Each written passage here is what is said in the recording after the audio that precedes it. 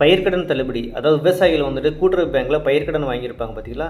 So அந்த கடன்லாம் நாங்கள் வந்து தள்ளுபடி பண்ணுறோம் அப்படின்ற மாதிரியான ஒன்று அனௌன்ஸ்மெண்ட்டை வந்து தமிழ்நாடு கவர்மெண்ட் வந்துட்டு இப்போ அனௌன்ஸ் பண்ணியிருக்கிறாங்க. தமிழக வெற்றிக் கழகம் வந்துட்டு தேர்தல் பிரச்சாரம் டைமில் அவங்களோட தேர்தல் அறிக்கையில் இந்த பயிர்க்கடன் தள்ளுபடி அப்படிங்கிற ஒரு பாயிண்ட்டு ஒரு முக்கியமான ஒரு பாயிண்ட்டாக இருந்தது.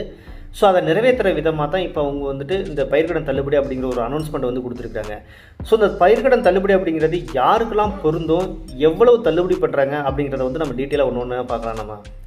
ஸோ தமிழக வெற்றி கழகத்தோட தலைவர் ஜோசப் விஜய் அவங்க வந்துட்டு தேர்தல் பிரச்சார டைமில் வந்துட்டு அவங்க வந்துட்டு ஒரு அறிக்கை வந்து கொடுத்துருந்தாங்க. அது தேர்தல் அறிக்கையாக கொடுத்துருந்தாங்க. அது என்ன அப்படின்னா பயிர்க்கடன் தள்ளுபடி அப்படிங்கிற ஒரு அறிக்கையை வந்து கொடுத்துருந்தாங்க. அதாவது விவசாயிகள் பயிர்க்கடன் வாங்கியிருப்பாங்க பார்த்தீங்களா கூட்டுறவு பேங்க்கில், அந்த கடனை நாங்கள் தள்ளுபடி பண்ணுறோம் அப்படின்ற ஒரு அனௌன்ஸ்மெண்ட் வந்து கொடுத்துருந்தாங்க.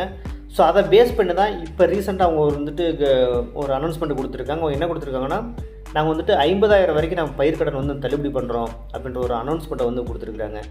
ஸோ அதன் மூலம் என்ன சொல்கிற வராங்கன்னா, தமிழ்நாடு ஃபுல்லாகவே கிட்டத்தட்ட 14,22,000 விவசாயிகள் வந்துட்டு இதன் மூலம் பயன்பெறுவாங்க அப்படின்னு வந்து சொல்கிறாங்க. அதே நேரத்தில் இந்த ப்ராஜெக்டோட வேல்யூ வந்து பார்த்தோம் அப்படின்னா கிட்டத்தட்ட 2044.46 கோடி இது மூலம் வந்துட்டு கவர்மெண்ட்டுக்கு வந்துட்டு செலவு வருது. பட் இருந்தாலும் நாங்கள் வந்து மேனேஜ் பண்ணுறோம், நாங்கள் விவசாயிகளோட பயன் தான் முக்கியம் அப்படின்னு சொல்லி இந்த 2044 கோடியும் வந்துட்டு விவசாயிகளுக்காக செலவிடத்துக்கு முன்னாடி வந்துருக்கிறாங்க.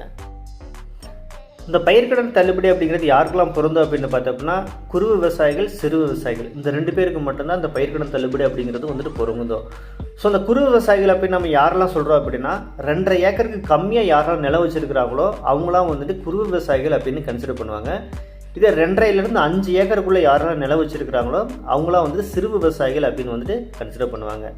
ஸோ இந்த குறு விவசாயிகள் வந்துட்டு 50,000 வரை கடன் வாங்கியிருந்தாங்க அப்படின்னா அவங்களோட கடன் முழுசாக 100%, அதாவது 50,000 ஃபுல்லாக வந்துட்டு தள்ளுபடி செய்யப்படும் அப்படின்னு சொல்கிறாங்க. இதே அவங்க 50,000லேருந்து 60,000 வரை கடன் வாங்கியிருந்தாங்க அப்படின்னா அந்த கடனில் வந்துட்டு 40,000 வரைக்கும் கடன் வந்து தள்ளுபடி ஆகும். இதே அவங்க 60,000லேருந்து 70,000 வரை கடன் வாங்கியிருந்தாங்க அப்படின்னா அது 30,000 மட்டும்தான் கடன் வந்து தள்ளுபடி ஆகும். இதே 70,000லேருந்து 80,000 வரைக்கும் கடன் வாங்கியிருந்தாங்க அப்படின்னா அதில் 20,000 மட்டும்தான் கடன் வந்து தள்ளுபடி ஆகும். இதே 80,000லேருந்து 90,000 வரை கடன் வாங்கியிருந்தாங்க அப்படின்னா அவங்களுக்கு வந்துட்டு 10,000 வந்துட்டு தான் கடன் தள்ளுபடி ஆகும். இதே 90,000லேருந்து 1,00,000 வரை கடன் வாங்கியிருந்தாங்க அப்படின்னா அவங்களுக்குமே 10,000 மட்டும்தான் கடன் வந்து தள்ளுபடி ஆகும். இதே 1,00,000க்கு மேலே அவங்க கடன் எவ்வளோ வாங்கியிருந்தாலும் அவங்களுக்கு 5,000 மட்டும்தான் கடன் தள்ளுபடி ஆகும். ஸோ இதெல்லாம் வந்துட்டு குறு விவசாயிகளுக்கு வந்துட்டு அப்ளிகபிள் ஆகும்.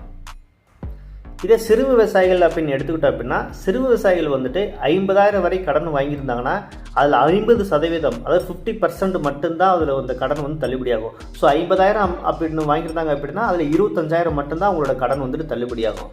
இது 50,000லேருந்து 60,000 வரைக்கும் அவங்க கடன் வாங்கியிருந்தாங்க அப்படின்னா அதில் 20,000 மட்டும்தான் கடன் தள்ளுபடி ஆகும். இது 60,000லேருந்து 70,000 வரை கடன் வாங்கியிருந்தாங்க அப்படின்னா 15,000 மட்டும்தான் கடன் தள்ளுபடி ஆகும். இதே 70,000லேருந்து 80,000 வரை கடன் வாங்கியிருந்தாங்க அப்படின்னா 10,000 மட்டும்தான் கடன் தள்ளுபடி ஆகும். இதே 80,000க்கு மேலே எவ்வளோ வாங்கியிருந்தாலும் அதில் வந்துட்டு 5,000 மட்டும்தான் கடன் தள்ளுபடி ஆகும். ஸோ இதெல்லாம் வந்துட்டு சிறு விவசாயிகளுக்கு பொருந்தும். ஸோ இந்த குறு விவசாயிகள் அண்ட் சிறு விவசாயிகள் 2 பேருக்கும் வந்துட்டு இந்த மாதிரியான கண்டிஷன்ஸ் எல்லாம் போட்டு தான் அந்த கடன் வந்துட்டு தள்ளுபடி ஆகும் அப்படின்ற ஒரு அனௌன்ஸ்மெண்ட் வந்து கொடுத்துருக்காங்க. இன்னொரு முக்கியமான விஷயம் அவங்க என்ன சொல்கிறாங்க அப்படின்னா, இந்த கடன் வந்துட்டு எப்போ வாங்கியிருக்கணும் அப்படின்னு அவங்க சொல்கிறாங்க அப்படின்னா, போன வருஷம் 2025 மே 1ஆம் தேதியிலேருந்து இந்த வருஷம் 2026 பிப்ரவரி 28 வரைக்கும் யாரெல்லாம் கடன் வாங்கியிருந்தாங்களோ, அதாவது அந்த பீரியடில் யாரெல்லாம் கடன் வாங்கியிருந்தாங்களோ அவங்களுக்கு மட்டும்தான் அந்த கடன் தள்ளுபடி அப்படின்ற ஒரு கண்டிஷனை அவங்க வந்து கொடுக்குறாங்க. ஸோ இதெல்லாம் பார்க்கும்போது எல்லா விவசாயிகளுக்கும் வந்துட்டு கடன் தள்ளுபடி ஆகுமா, இல்லை எல்லா விவசாயிகளும் பயன்பெறுவாங்களா அப்படின்னு கேட்டால் கண்டிப்பாக கிடையாது. அதுக்கு நிறைய இந்த மாதிரி கண்டிஷன்ஸ்லாம் போட்டு வந்துட்டு கொடுத்துருக்காங்க. ஸோ இதெல்லாம் கால்குலேட் பண்ணி தான் அவங்க வந்துட்டு 14 லட்சம் விவசாயிகள் வந்துட்டு பயன்பெறுவாங்க அப்படின்னு வந்து சொல்கிறாங்க. அதோட கவர்மெண்ட்டுக்கு செலவு வந்து கிட்டத்தட்ட 2044 கோடி வந்துட்டு செலவு வரும். ஸோ அப்படின்லாம் வந்து சொல்லியிருக்காங்க. பட் இது எந்த அளவுக்கு வந்துட்டு மற்ற விவசாயிகளுக்கெல்லாம் பயன்பெறுவாங்க அப்படின்னு பார்த்தா அப்படின்னா அது வந்துட்டு கேள்விக்குறி தான். பார்க்கலாம், வெயிட் பண்ணி பார்க்கலாம். ஸோ இது வரைக்கும் இந்த தமிழ்நாடு கவர்மெண்ட் அனௌன்ஸ் பண்ணியிருக்க அந்த பயிர்க்கடன் தள்ளுபடி பற்றின டீட்டெயில்ஸ் வந்து ரொம்ப டீட்டெயிலாக வந்து பார்த்தோம். ஸோ உங்களோட ஒப்பீனியனை தயவு செஞ்சு கமெண்ட் பாக்ஸில் சொல்லுங்கள். அதே நேரத்தில் இந்த பயிர்க்கடன் தள்ளுபடி மூலமாக யாரெல்லாம் பயன்பெறுறாங்களோ அவங்களுக்கு எல்லாத்துக்கும் என்னுடைய வாழ்த்துக்கள். அடுத்த வீடியோவில் வந்து சந்திக்கலாம். Okay, by.